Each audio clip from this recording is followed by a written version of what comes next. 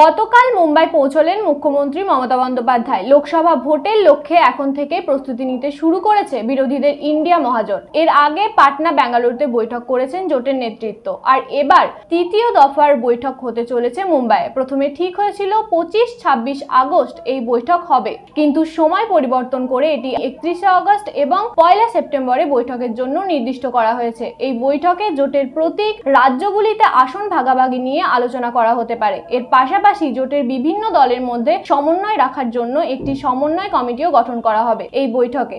বিস্তারিত থাকছে আমাদের প্রতিবেদনে। বিরোধীদের ইন্ডিয়া মহাজোটে প্রাথমিকভাবে ঠিক আছে 11 জন সদস্যের একটি সমন্বয় কমিটি গঠন করা হবে। এছাড়াও 2024 সালের লোকসভা নির্বাচনের লক্ষ্যে জোটের নির্দিষ্ট কাজগুলি পরিচালনা করার জন্য কমপক্ষে আরও 5টি প্যানেল তৈরি করার বিষয়েও সিদ্ধান্ত হতে পারে। এই বৈঠকের একটি খসড়া যৌথ বিবৃতি প্রস্তুত করা হতে পারে বলে নেতারা ইঙ্গিত দিয়েছেন। অন্যদিকে বর্তমানে সোশ্যাল মিডিয়ার গুরুত্ব অনেক বেড়েছে, তাই ইন্ডিয়া জোটের বিভিন্ন দল কিভাবে সোশ্যাল মিডিয়ায় বেশি প্রভাব ফেলতে পারে, একে অপরের বিষয়বস্তু শেয়ার করতে পারে, সে বিষয়েও আলোচনা করা হবে। পরিকল্পনা অনুযায়ী 31 আগস্ট জোটের নেতারা মুম্বাইয়ের গ্র্যান্ড হায়াতে নৈশভোজে আনুষ্ঠানিকভাবে মিলিত হবেন। 1 সেপ্টেম্বর সকাল 11টা থেকে সেখানে কমপক্ষে 4 ঘন্টা ধরে বৈঠক হওয়ার কথা রয়েছে।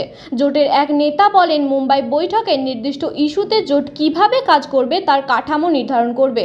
মুম্বাই বৈঠকে 11 জন সদস্যের সমন্বয় কমিটি গঠন করা হবে। এই জোটের মেরুদণ্ড হিসাবে তা কাজ করবে। এছাড়াও প্রচারের মতো বিভিন্ন বিষয়গুলি দেখার জন্য কমপক্ষে 5টি অন্যান্য কমিটি তৈরি করার বিষয়ে আলোচনা করা হবে। মুম্বাইয়ে একটি সাংবাদিক সম্মেলনে কংগ্রেস নেতা অশোক চৌহান বলেছেন, আসন্ন সভায় বিরোধী জোটের অন্য একটি সাধারণ লোগো প্রকাশ করা হতে পারে। আমরা একটি সাধারণ লোগো তৈরি করার সিদ্ধান্ত নিচ্ছি।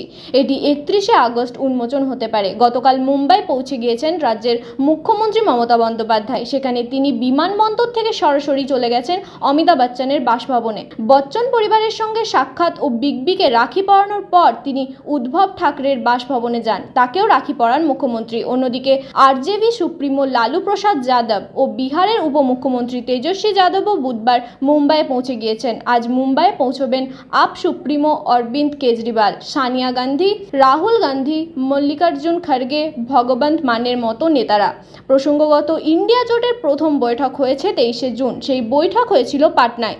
17 এবং 18 জুলাই বেঙ্গালুরুতে দ্বিতীয় বৈঠক হয়েছিল। এক নেতা জানিয়েছেন, মুম্বাই বৈঠকের পরে আরও 2টো বৈঠক সম্ভবত কলকাতা ও চেন্নাইতে অনুষ্ঠিত হবে। জোটের নেতাদের মতে, পাটনা বেঙ্গালুরুতে বৈঠকের পর জোট নিজেদের লক্ষ্যে এক ধাপ এগিয়েছে। দ্বিতীয় বৈঠকে এই জোটের নামকরণ করা হয়। এছাড়াও বেশ কিছু সমস্যা চিহ্নিত করা হয়েছে। মুম্বাই বৈঠকে সেই সমস্যার সমাধান করা হতে পারে বলে জানা গিয়েছে।